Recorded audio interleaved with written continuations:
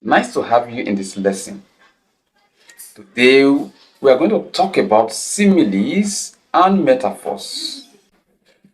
The meaning of simile, the meaning of metaphor, when we can use both, why we should use them, and how we can use them. All of these will be covered in this lesson. We shall also take some examples to help you understand what similes and metaphors are. Now let's begin this sentence. The boy is a brave fighter. Compared to this statement, the boy fights like a lion. Which one will be easier for you to remember and which one is more understandable to you? Definitely you will say it's second. Why? Because the boy in question, you do not know him. You haven't seen the boy fight before. So it will be difficult for you to comprehend the picture being created here. But when we say that the boy fights like a lion, you already know what a lion is. You know how fiercely a lion can fight. It will be easier for you to comprehend how the boy fights. But what are they? What is simile? Simile is a figure of speech in literature that compares one thing to another, making use of like or as. For example, her face shines like the sun. Here, we are comparing the sun with her face. Example 2. The boy is as brave as a lion. Here, we are comparing the boy with a lion.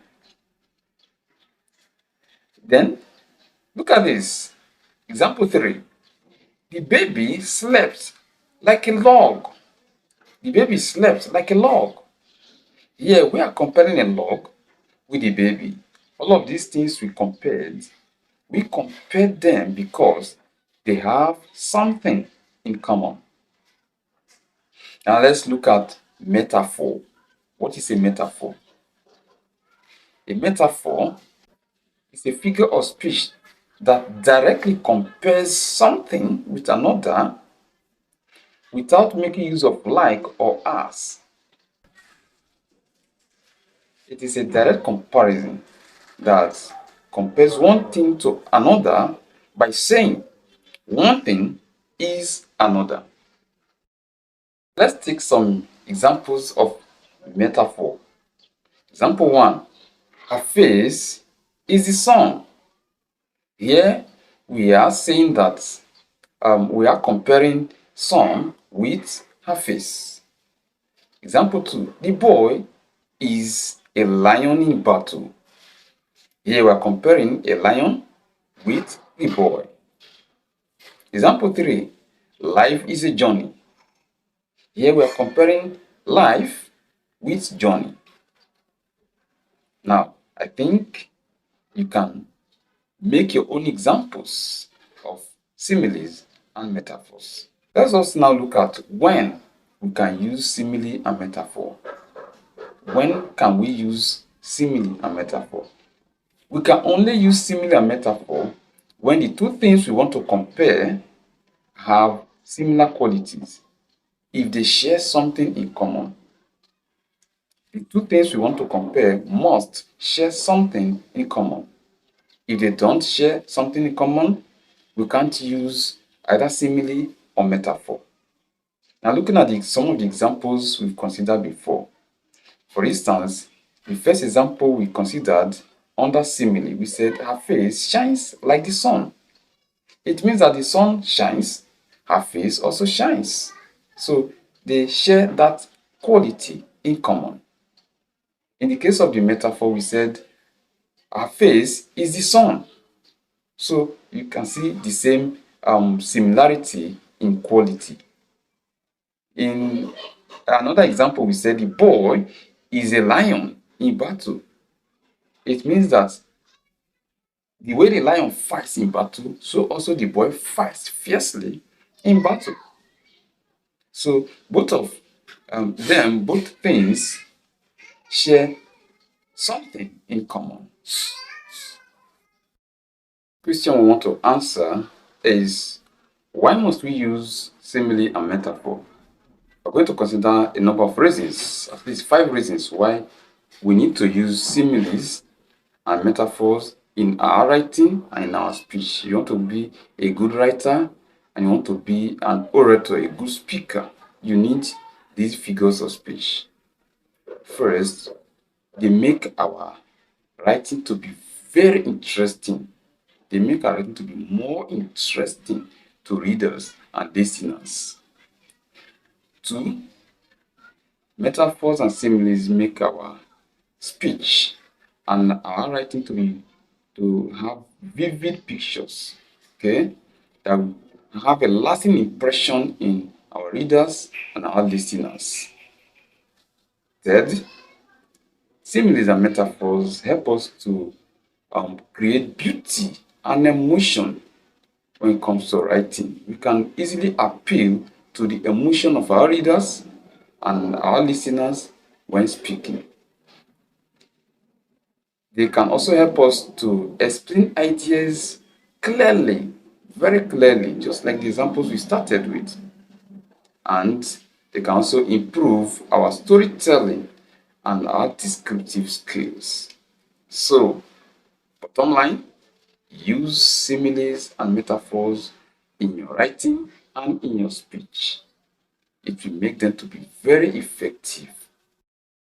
Now, let's look at how to use simile and metaphor both as noun and as a verb. You can use them as nouns and as verbs. Let's start with simile. Let's take an example. So to use a noun as simile, or to use simile as a noun, is to compare two nouns, making use of the like and the as. So, for instance, John is like an elephant. Here we are comparing two nouns, John and elephant. Lillian is like the moon. We are comparing two nouns here, Lillian, the moon. Let's use simile now as a verb. So we are going to compare the actions with wherever the object that is sharing similar quality with it. James is like a lion. What is the verb we are comparing there? It's. That's the action we are comparing. Henry shouts like thunder. So we are comparing the action, the verb shouts, with the sound of the thunder. Let's now switch to metaphor as noun. How we can use metaphor as noun. So in the same vein, we are going to compare two things by saying that one is the other. Mr. Bright is an Iroquois tree. Festus is a rock. So we are comparing Festus and rock. Now let us use